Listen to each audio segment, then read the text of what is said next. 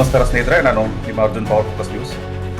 ಜವಗಣ್ಣನಹಳ್ಳಿ doctor Banda Krishna ಏನು ಲಂಚ ಪಡಿಬೇಕಾದ್ರೆ audio release ಆಗಿತ್ತು. ಆ ರಿಲೀಸ್ ಮುಖಾಂತರ ಅವ್ರ ಮೇಲೆ ಕಂಪ್ಲೇಂಟ್ ಮಾಡಲಾಗಿತ್ತು. ಅವ್ರ ಮೇಲೆ ಯಾವುದೇ ಕ್ರಮ ಆಗಿಲ್ಲ.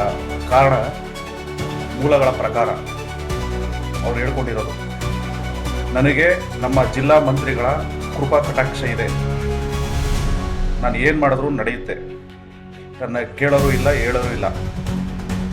ಚಿತ್ರದುರ್ಗದಲ್ಲಿ DHO ಸಮ್ಮುಖದಲ್ಲಿ ಒಂದು ಮೀಟಿಂಗ್ ಆಗಿದೆ. ಆ ಮೀಟಿಂಗಲ್ಲಿ ನಿರ್ಧಾರ ಆಗಿದೆ, ಕ್ಷಮಾಪಣೆ ಕೊಟ್ಟು ಕಳಿಸಿದ್ದಾರೆ. ಯಾರಿಗೆ ಕ್ಷಮಾಪಣೆ ಕೊಡೋಕ್ಕಿರಲ್ಲ ಲಂಚ ತಗೊಳ್ಳೋರಿಗೆ.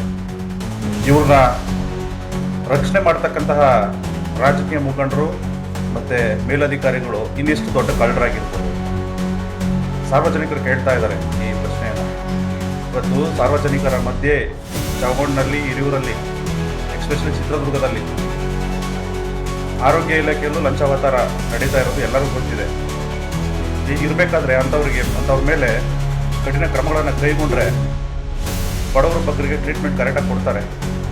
ಈ ರೀತಿ ರಕ್ಷಣೆ ಮಾಡಿ ಕಳಿಸಿದ್ರೆ ಇನ್ನಲ್ಲಿರ್ತಕ್ಕಂಥ ನರ್ಸ್ಗಳಿಂದ ಹಿಡಿದು ಅಲ್ಲಿರ್ತ ಸಾರ್ವಜನಿಕರಿಗೂ ತೊಂದರೆ ಕೊಡ್ತಾರೆ ಇಂಥ ಅಧಿಕಾರಿಗಳು. ಇಂಥವ್ರು ರಕ್ಷಣೆ ಮಾಡೋಕೆ ನಿಂತ್ಕೊಳ್ಳೋ ನಮ್ಮ ಸ್ಥಳೀಯ ಮುಖಂಡರು, ನಮ್ಮ ಜಿಲ್ಲಾ ಉಸ್ತುವಾರಿ ಸಚಿವರು ಯಾವ ಕಾರಣಕ್ಕಿಂತವ್ರನ್ನೆಲ್ಲ ರಕ್ಷಣೆ ಮಾಡ್ತಾರೆ ಅಂತ ನಮಗೆ ಗೊತ್ತಾಗ್ತಾ ಇಲ್ಲ. ದಯವಿಟ್ಟು ಇಂಥವ್ರನ್ನೆಲ್ಲ ಒಂದೋಡಿಸಿ, ತಾಲೂಕು ಬೇಡ. ನೋಡಿ, ಶಿರಾದಲ್ಲಿ ಆ ಡಾಕ್ಟರ್ಗೆ ಎಷ್ಟು ರೆಸ್ಪೆಕ್ಟ್ ಕೊಟ್ಟು ಕರೀತಾ ಇದ್ರು ಜನ, ಅಳ್ತಾರೆ. ಆ ಥರದವ್ರು ಬೇಕು ನಮಗೆ.